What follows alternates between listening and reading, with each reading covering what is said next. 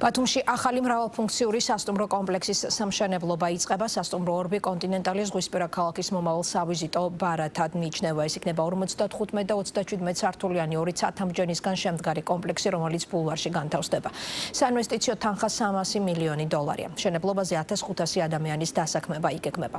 სიახლეა ბათუმის აეროპორტის განახლებაც, რომელიც დღეს პრემიერმა მთავრობის წევრებთან ერთად დაათვალიერა. ასაფრენ-დასაფრენი ბილიკის რეაბილიტაციის და საჰაერო ხომალდების სადგომების რაოდენობის ზრდის შემდეგ არსებობს აეროპორტის შემდგომი გაფართოების გეგმაც.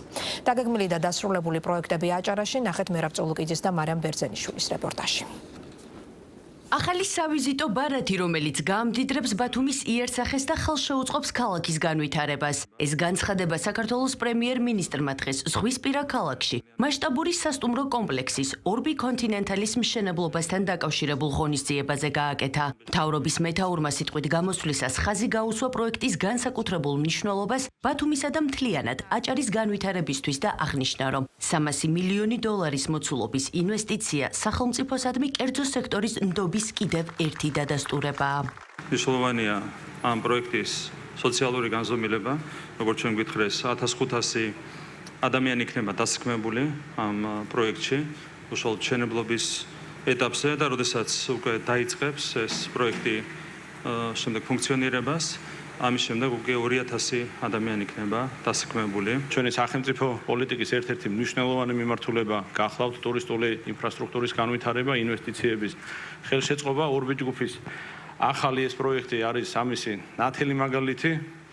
ეს პროექტი არა მხოლოდ თანამედროვე სტანდარტებს აკმაყოფილებს, არამედ ემსახურება რეგიონის ტურისტული პოტენციალის გაზრდას, ეკონომიკის განვითარებას. ჩვენი ქვეყნის ეკონომიკა ერთ-ერთი გამორჩეულად მზარდია საერთაშორისო ქვეყნების ფონზე. გასული წელი იყო განსაკუთრებით მაღალი მიღწევების მქონე. ჩვენი მთავრობის უმთავრესი მიზანი და ამოცანაა სწორი აქცენტების დასმით მართებული ეკონომიკური პოლიტიკით, სწორ და სამართლიან განვითარებაზე მორგებული რეგულაციებით უზრუნველყოთ თანაბარი, მდგრადი და მომავალზე ორიენტირებული განვითარება. სახელმწიფოსა და ბიზნესის კოლაბორაცია, რომელიც დაფუძნებული არის ბიზნესის ინტერესის ზარდი და სწრაფი ეკონომიკურ ზრდაზე, ნამდვილად იღებს შედეგებს და დღევანდელი დღე ნამდვილად ამის მაგალითია. მანამდე კი პრემიერ-მინისტრი ირაკლი კობახიძე მთავრობის წევრებთან ერთად ბათუმის განახლებულ ნომერ მე-7 საჯარო სკოლას ესტუმრა და განხორციელებული სარეაბილიტაციო სამუშაოები დაათვალიერა. პროექტის ფარგლებში განახლდა საკლასო ოთახები, დერეფნები, სველი წერტილები, ბიბლიოთეკა, სპორტული დარბაზი, დამონტაჟდა ლიფტი, ასევე მოწესრიგდა მიმდებარე ტერიტორია. განახლებული სკოლა 1300 მოსწავლეზეა გათვლილი და მის რეაბილიტაციაზე 5 მილიონ ლარზე მეტი დაიხარჯა. სკოლას მიეცა აბსოლუტურად განახლებული სიცოცხლე.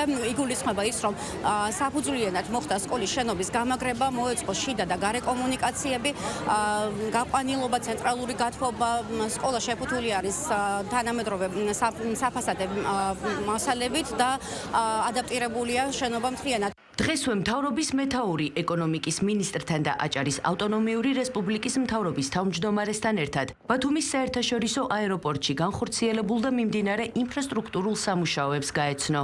მიმდინარე წელს ბათუმის საერთაშორისო აეროპორტში დასრულდა ასაფრენ-დასაფრენი ბილიკის რეაბილიტაცია, გაორმაგდა საჰაერო ხომალდების სადგომების რაოდენობა. ასევე კომპანია ტავჯორჯიამ შეიძინა ახალი ტექნიკა. ამასთან მგზავრთნაკადის გამტარუნარიანობის გაზრდის მიზნით მიმდინარე წელს იგეგმება მგზავრთა დახვედრის ზონისა და მოფრენის სივრცეში პასპორტის კონტროლის ზონის გაფართოება. ბოლო ერთი წლის განმავლობაში ბათუმის საერთაშორისო აეროპორტში ჩვენ განვახორციელეთ 25 მილიონი ლარის ინვესტიცია. მოვაწესრიგეთ არსებული ინფრასტრუქტურა. მოგეხსენებათ, რომ წელს ბათუმის აეროპორტში გვაქვს 35%-იანი მატება და შესაბამისად ეს მოითხოვს დამატებით ინფრასტრუქტურას. ჩვენ წელს ველოდებით ისტორიულ მაქსიმუმს მგზავრთნაკადის თვალსაზრისით. შესაბამისად 1.200.000-ზე არის ჩვენი პროგნოზი გაკეთებული. რო შევადაროთ წინა წლის ანალოგიურ პერიოდს 8 თვეს, ჩვენ შეგვიძლია ვთქვათ, რომ უკვე 32%-იანი მატება გვაქვს. რეისების კუთხით კი 35%-იანი მატება. დღის ბოლოს პრემიერ-მინისტრი საქართველოს ინოვაციების და ტექნოლოგიების სააგენტოს მიერ ორგანიზებულ ღონისძიებას დაესწრო, სადაც სააგენტომ 150.000 ლარიანი თანადაფინანსების გრანტების პროგრამაში მონაწილე 20 გამარჯვებული გამოავლინა. დაჯილდოვებაზე მთავრობის მეთაური სიტყვით გამოვიდა და აღნიშნა, რომ სტარტაპები განსაკუთრებულ ძალას ძენს ეკონომიკის განვითარებას. შესაბამისად, ირაკლი კობახიძის თქმით, მთავრობა მომავალშიც გააგრძელებს სტარტაპ ეკოსისტემისა და სტარტაპების მხარდაჭერას. მე მიხარია რომ ვესწრები დღევანდელ ღონისძიებას, სოცი წარმატებული სტარტაპის დაჯილდოებას. ეს არის კულმინაცია ძალიან მნიშვნელოვანი პროცესის, რაც დაკავშირებულია ჩვენს ქვეყანაში ინოვაციების, სტარტაპების განვითარებასთან. ჩვენ გავამარტივეთ საგადასახადო კანონმდებლობაც, რომელიც საშუალებას მოგცემთ, რომ მიიღოთ ინოვაციური სტარტაპის სტატუსი და პირველი 3 წლის განმავლობაში მთლიანად გათავისუფლდებით, რა თქმა უნდა, საშემოსავლო გადასახადისგან. ეს არის მნიშვნელოვანი ნაბიჯი, რომელიც ხელს შეუწყობს სტარტაპების განვითარებას. ჩვენი მიზანია, რომ საქართველოს ტექნოლოგიების, კრეატიული ბიზნესებისა და მაღალი ღირებულებების სერვისების მიმართულებით განვითარდეს და შექმნას მიმზიდველი გარემო, როგორც ადგილობრივი, ასევე საერთაშორისო რეზიდენტებისთვის. ამ გზაზე უკვე არაერთი ნაბიჯი გადაიდგა. თანადაფინანსების საგრანტო პროგრამის ფარგლებში 264 სტარტაპი უკვე ჯამურად 43 მილიონი ლარით დაფინანსდა. შედეგად აღნიშნული სტარტაპების მიერ მიღებული კერძო სარგებლის მოცულობამ 700 მილიონ ლარს მიაღწია. აჭარის რეგიონში ვიზიტისას პრემიერ-მინისტრი ქობულეთშიც იმყოფებოდა, სადაც ჩელე არენას მოედნების რეაბილიტაციის პროცესს გაეცნო. სარეაბილიტაციო სამუშაოების პირველი ეტაპის ფარგლებში შეიცვალა მინდვრის საფარი, ორ მცირე სტადიონზე მოეწყო განათებები, განხორციელდა ტრიბუნებისა და ადმინისტრაციული შენობის ნაწილობრივი რეაბილიტაცია. ინფრასტრუქტურული პროექტის მეორე ეტაპი, რომელიც განათებებისა და ტრიბუნების მოწყობას მოიცავს, წლის ბოლომდე დასრულდება. პროექტის ღირებულება 3 მილიონ ლარამდეა.